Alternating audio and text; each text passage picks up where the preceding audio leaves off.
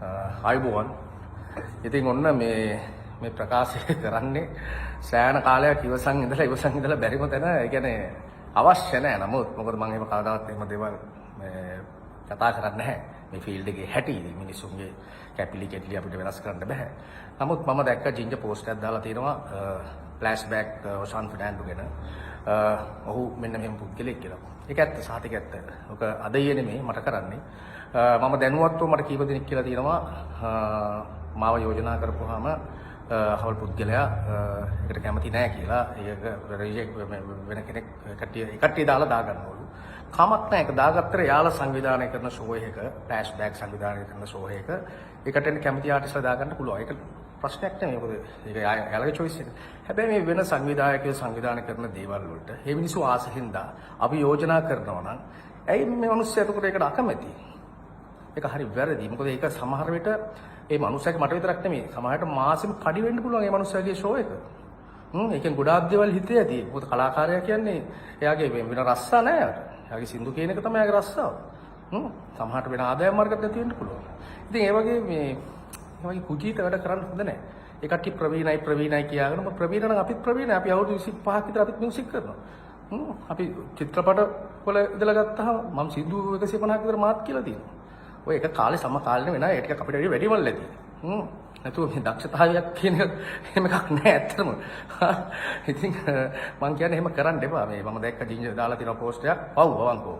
ඉතින් ආයේ කොන්ද කෙලින් තියාගෙන ඒ ප්‍රකාශ කරපුවා හොඳයි මේ මිනිස්සු ගැන. එහෙම කරන්න එපා. අපිට විතරක් නෙමෙයි මේ රටේ මං හිතන්නේ ආටිස්ට්ලා තව බර ගානකට වැඩේ කරනවා. මම කියන්නේ එයා සංවිධානය කරන ෂෝ එකකට අපි ඕනේ නැහැ. හැබැයි අර වෙන මිනිස්සු සංවිධානය කරන මිනිස්සු අපි යෝජනා කරොත් ඒක ඔයා රිජෙක්ට් කරන්න එපා. ඔයා එහෙම කරන්න ඔයාට අයිතියක් නැහැ. හැබැයි මම මේ නිල වශයෙන් ප්‍රකාශ කරනවා මගේ ජීවිතේටවත් ආයි මම ෆ්ලෑෂ්බැක් කියලා සංගීත කණ්ඩායමේ සින්දු කියන්නේ නැහැ. මාව කවුරු හරි යෝජනා කරත් මම මේ ගත්ත තීරණයක් මොකද ඔයාගේ බෑන්ඩ් එක එන ලොකු බෑන්ඩ් එකක් නෙමෙයි. ඔයාලා කටුකාපු ඒවා ඔයාලා කියනවා නම් දැන් මෙන්න මෙහෙමයි කියලා. ඒක වැරදි ඔයාලා. ඔයාලා ආපු තැන හොඳයි. අපි සතුටුයි. නමුත් ඔයාලා වටපිටා හිටිය ඔයාලත් එක්ක සමකාලීනව හිටිය මිනිස්සු එහෙම අමතක කරන්න එපා. යාලා මිනිස්සු ෂෝ එකකට යෝජනා කරනවා නම් ඒ කට්ටියන් ගෙන්න ගන්න ඔයාලා. ඔයා නෙමෙයි ෂෝ එක කරන්නේ. ඔයා බැකින් බෑන්ඩ් එක විතරයි. ඉතින් එහෙම පොඩ්ඩක් ඔයා ඒක තීරණය කරන්න මේ කොහොමත් මම දන්නේ නැහැ මං හිතන්නේ මේ කලාකාරයෝ ගොඩක් වොයිස් කට් දෙයි. ජින්ජර් වොයිස් කට් එකට එහෙම අසාධාරණ විච්ච මම හිතනවා ඒක කොන්දක් තියනවා නම් කියපියෝ මේ මම නම් කවදාවත් ආයි ෆ්ලෑෂ්බැක් සංගීත කණ්ඩායමත් ගීත ගායනා කරන්න දෙන්නේ නැහැ. මට මගේ ගමනක් තියෙනවා. මට කොහොමත් අවශ්‍යතාවයක් නැහැ. මොකද අපි මෙච්චර කල් ඉවසුවා ඇත්තට මේ මිනිස්සයා මෙහෙමයි කියලා. මේක එක දිගට මට මේ කියන මිනිස්සු කතා කරලා අරුණේ ඔයා ගන්න කැමති නැහැ කියනවා. මෙන්න මෙහෙම අපි කොහොමද දාන්නේ? එයා ලිස්ට් එකක් දෙනවා. එයාගේ මෙන්න මෙහෙම දාගන්න ඕනේ මෙහෙම දාගන්න ඕනේ. ඔයා දාගන්න ඔයා සංවිධානය කරන ෂෝ එකක. වෙන මිනිස්සු සංවිධානය කරන ෂෝ වලට ඔයා ඇගිලි ගහන්න එපා. ඔයා බැකින් බෑන්ඩ් එකක් විතරයි කියන ඔයා මතක තියාගන්න. ඔයාට සල්ලි දෙන්නේ ඔයාට සල්ලි දීලා ගේන්නේ අපරත් සල්ලි දීලා ගේන්නේ. හරි? එහෙනම් බොහොම ස්තුතියි. කමක් නැහැ. ඉතින් මං අනිතයටත් කියන්නේ හොඳක් කෙලින් තියනවා නම් Tamanට එහෙම අසාධාරණයක් වෙනවා නම් තීරණයක් ගන්න. ඒතකොට මිනිස්සු ඇත්ත නැත්ත මොකක්ද කියලා මිනිස්සුන් ගැන තේරුම් ගනි.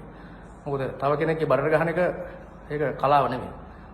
අපි මේ මෙච්චර කල් ඉවසුවේ මේ මිනිස්සු මේ මිනිස්සයා ඒක යා පෙන්නට ඇතුලේ ඉන්න වෙන මිනිස්සෙක්. ඉතින් කම නැහැ. ජයව එහෙනම් හැමෝටම සුබ දවසක්.